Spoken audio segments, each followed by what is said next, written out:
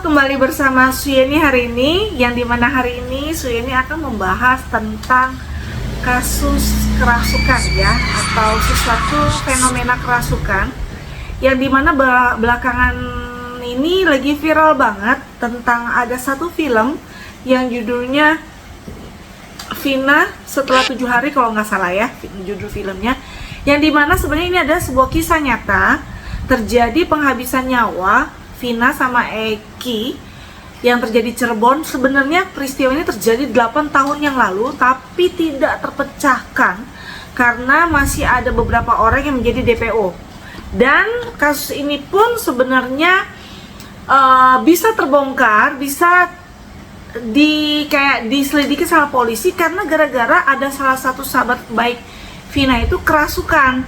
Nah, yang ini fenomena ini yang mau saya bahas. Sebenarnya saya hari ini tidak membahas tentang kasus tentang penghabisan nyawa itu, tapi saya lebih membahas tentang fenomena kerasukan ya teman-teman, karena bagaimanapun channel ini berisi tentang edukasi tentang spiritual. Nah teman-teman, sebelumnya silakan di subscribe, bunyiin loncengnya kalau Anda merasa bahwa channel ini bermanfaat buat Anda.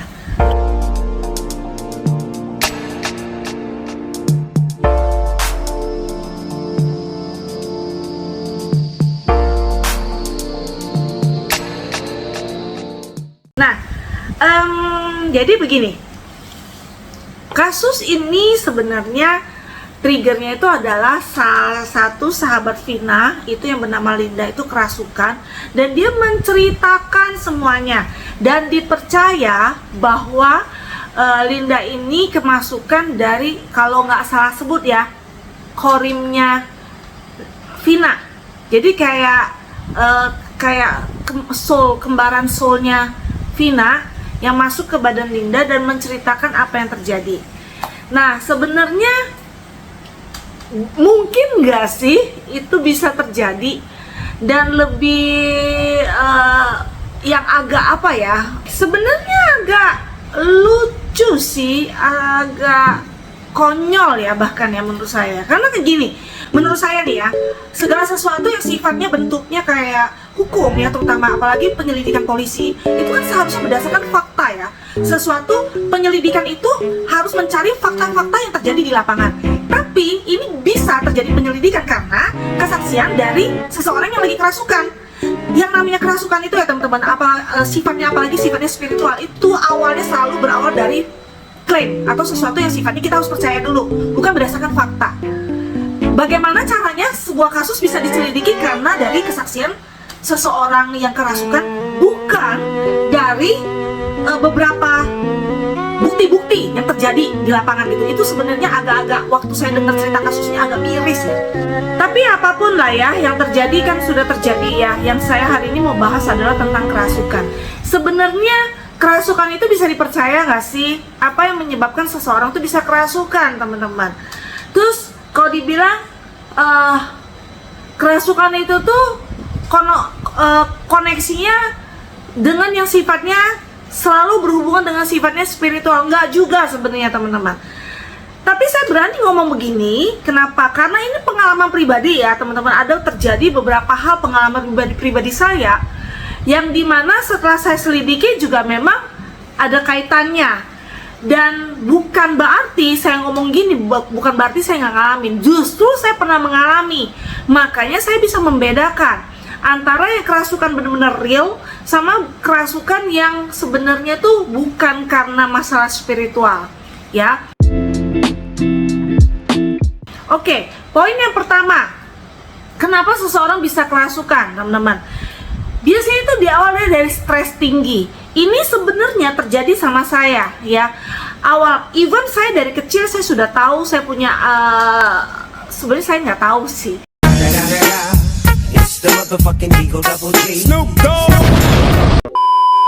Waktu masih kecil saya cuma bingung. Saya bisa melihat banyak hal, tapi saya nggak tahu. Nah ketika saya dewasa, saya banyak belajar, baca, terus saya punya bimbingan guru spiritual, saya juga baru tahu kalau saya punya asna, energi cakra asna yang begitu tinggi. Nah, kalau seseorang punya masalah stres ya teman-teman ya, itu pemicunya banyak sebenarnya. Salah satunya yang paling banyak terjadi di masyarakat, terutama di daerah Asia. Ya Asia, yang terutama negara Asia yang masih berkembang ya, negaranya ya, bukan terjadi di negara-negara baju yang standar kehidupannya cukup tinggi. Masalah keuangan biasanya ini banyak dialami negara-negara yang berkembang. Makanya kenapa kerasukan itu banyak dialami negara-negara yang berkembang gitu loh. Agak jarang sih kita dengar kerasukan di negara-negara maju ya teman-teman.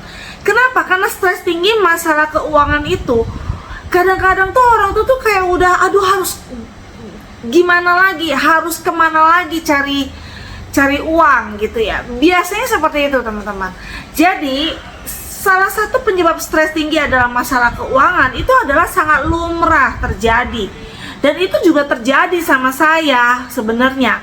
Karena ketika permasalahan keuangan itu tuh menumpuk, dan ketika kita mencoba menyelesaikan tapi kayak penyelesaian yang tiada akhir gitu loh, ya akhirnya ya kita stres ya gitu ya teman-teman ya. Terus yang kedua, masalah stres ini juga bisa karena dari tekanan sosial. Ya seseorang yang biasa dibully, tapi bukan bully secara fisik, bully secara mental ya teman-teman, secara ucapan. Misalnya karena memang status sosial dia yang rendah, atau karena dia memang nggak mampu, misalnya mau nyekolahin tempat anak sekolah yang bagus segala macam, itu status sosial yang nggak begitu good gitu ya, otomatis itu akan menyebabkan stres juga. Terus yang paling terkoneksi dengan kasusnya Vina itu adalah guilty teman-teman ya, stres karena merasa bersalah. Biasanya seseorang ketika dia merasa bersalah itu energinya rendah banget teman-teman, sehingga dia bisa gampang banget menjadi, maksud tuh kerasukan karena dia merasa bersalah. Nah kerasukannya karena apa? Kadang-kadang kayak penyebab yang kedua, yaitu masalah kesehatan mental. Kayak misalnya kasus kesehatan mental DTD misalnya, itu saya nyontek dulu ya, dissociative trance disorder ya, singkatan dari itu adalah perubahan kesadaran seseorang yang tiba-tiba dia become like, misalnya dia menjadi seseorang yang seperti apa gitu ya. Nah dalam kasusnya Vina ini bisa jadi sahabatnya itu merasa bersalah karena instingnya saya itu sepertinya sahabatnya ini mungkin mengetahui sesuatu sehingga dia merasa bersalah yang begitu gede sehingga energinya low. Terus memang dia ini ada di TD juga, jadi kayak sejenis penyakit mental yang menyebabkan dia akhirnya terjadi perubahan pada tubuh dan pikiran di bawah alam sadar dia, sehingga menyerupai temennya yang meninggal itu. Dan bisa jadi karena dia merasa bersalah kepada temennya yang meninggal itu ya. Jadi itu masalah yang kedua, poin yang kedua adalah masalah kesehatan mental. Yang pertama tadi stres, yang kedua adalah kesehatan mental. Nah kesehatan mental ini teman-teman gak cuma hanya di TD ya, ada juga karena seseorang yang memang triggernya itu dia dari kecil, dari masih kecil dulu, dia seseorang yang tumbuh karena kurang perhatian. Nah ini terjadi sama saya dari kecil sudah kebiasaan ditinggal sama ibu saya. Jadi saya sendirian di rumah, sering ngomong sendiri, dan saya suka membuat sebuah kayak kejadian atau punya kenakalan sendiri yang mencoba untuk menarik perhatian ibu saya ya. Nah seseorang anak yang tumbuh besar dewasa tanpa adanya perhatian, dia bisa mencari perhatian dengan cara menjadi seseorang yang sedang kerasukan. Kenapa bisa seperti itu? Secara riset sudah membuktikan orang yang kerasukan itu tidak pernah terjadi kalau dia lagi sendirian. Dia selalu kerasukan itu terjadi ketika ada orang atau ada seseorang yang dia ingin mendapatkan perhatian dari seseorang itu, atau seseorang yang percaya dengan omongannya ya. Jadi kayak mendapatkan perhatian lah gitu ya teman-teman ya. Jadi itu yang salah satu menyebabkan dia bisa kerasukan juga. Nah, ini sebenarnya masalah kesehatan mental, teman-teman, ya. Ini harus diobatin. Kalau udah parah, itu bisa jadi NPD nantinya, ya. NPD itu kembangan dari narsis yang berlebihan, ya, teman-teman, ya. Nah, terus dari kesehatan mental itu yang ketiga itu adalah dia punya masalah tekanan mental. Tekanan mental itu seperti misalnya seseorang yang sering dibully, ya, atau dia sering mengalami siksaan seksual atau sering siksaan fisik, dibully di sekolah kayak di rumah kayak, atau dipukulin sama orang tuanya, atau bisa sering terjadinya pertengkaran di keluarga sehingga membuat dia tuh makin menarik diri, ya. Yang intinya penyiksaan fisik jenis apapun itu akan menyebabkan seseorang mempunyai tekanan mental yang sehingga menyebabkan kesehatan mentalnya akan terganggu. Nah, seseorang yang seperti itu gampang sekali kerasukan, teman-teman, ya. Kenapa? Karena kerasukan itu kayak dia bisa mengganti dirinya dengan apa yang dia sukai gitu loh, teman-teman. Ya, dan memang orang kerasukan punya kecenderungan suka mendapatkan perhatian, ya. Itu ya poin yang kedua. Poin yang ketiga, penyebab kerasukan adalah gara-gara obat-obatan. Jadi teman-teman, di sini saya nggak bahas panjang lebar karena ini memang bukan bidang saya. Tetapi seseorang yang kadang-kadang minum obat tertentu, even itu misalnya kayak narkoboy gitu ya teman-teman, itu sangat berbahaya, bisa menyebabkan seseorang berhalusinasi sehingga dia akan terjadi kerasukan. Yang poin keempat, kesadaran yang rendah, teman-teman. Kesadaran yang rendah begini, misalnya seseorang itu punya empati yang rendah banget, ya, dan dia sangat cuma peduli sama dirinya sendiri, tidak menghargai dengan lingkungan sekitarnya. Terus dia pergi ke satu tempat yang tingkat spiritualnya tinggi, misalnya kayak contoh Pulau Bali. Pulau Bali itu adalah sebuah pulau yang sekelilingnya itu sangat mengutamakan offering atau persembahan kepada alam semesta, ya, karena buat mereka segala sesuatu, apalagi yang sifatnya kehidupan kayak pohon, kayak apa, itu ada spiritnya buat mereka, ya.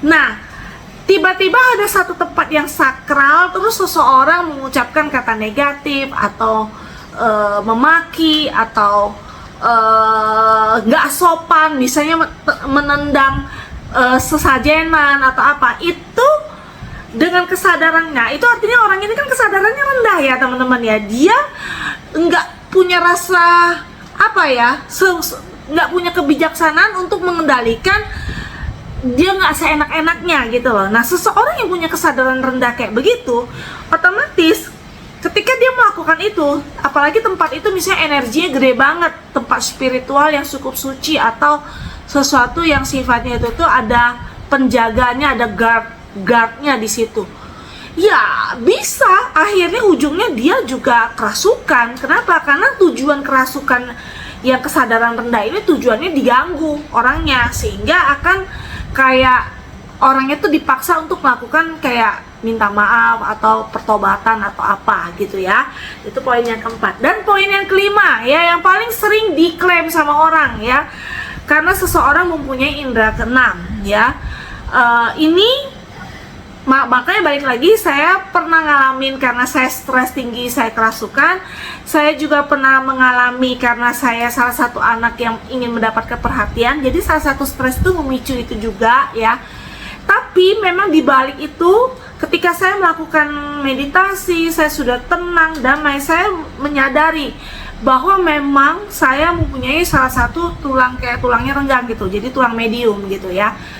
Tetapi karena saya melatih diri, dengan saya melakukan meditasi, otomatis itu bisa dikendaliin, teman-teman, ya, dikendaliin, dan akhirnya nggak hilang nggak hilang, ya.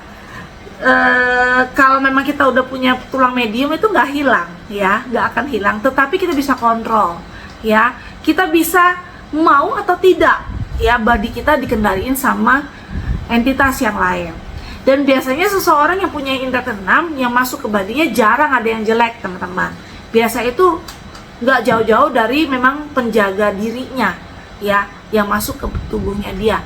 Dan tujuannya biasanya ketika dia masuk ke tubuh seseorang, dia ingin menyampaikan sebuah pesan, ya, biasanya seperti itu. Tapi ini perbandingannya dari 100, nggak tentu ada 10 orang yang kayak begini teman-teman. Jadi 10 nggak tentu satu yang benar. Orang kerasukan 10 nih, nggak tentu satu yang benar-benar indra keenam. Banyak kan orang yang 10 yang kerasukan, satu yang benar indra keenam, sisanya yang 9 ya punya masalah 4 poin ini ya teman-teman ya. Jadi nggak bisa seseorang kerasukan itu langsung dinobatkan dia punya kemampuan, atau bisa jadi dia bisa terjadi kerasukan berkali-kali dalam tubuh dia, bukan karena dia punya indra keenam, tapi karena dia stres. Makanya biasa orang kerasukan yang memang kalau punya indra keenam atau punya gift atau punya guard, penjaga, itu selalu yang masuk itu adalah alam dewa memang, atau guardnya yang memang masuk ke dalam tubuh dia, bukan kayak makhluk-makhluk lain gitu loh. Atau apalagi kayak kasusnya ini kan berarti kan ini adalah sifatnya itu makhluk yang terlahir di alam peta ya. Nah jadi sifatnya itu tuh ada roh seseorang yang tidak puas dengan kondisinya. Itu biasanya kalau orang yang punya indra keenam tuh jarang masuk ke badinya teman-teman. Kenapa? Karena memang dia sudah dijaga ketat, biasanya seperti itu. Nah jadi ini adalah beberapa apa yang menyebabkan orang kerasukan. Nah, apa sih cakra yang terganggu teman-teman kalau misalnya seseorang kerasukan? Yang jelas poin 1 sampai poin 4 yang terganggu itu pasti adalah asnanya juga.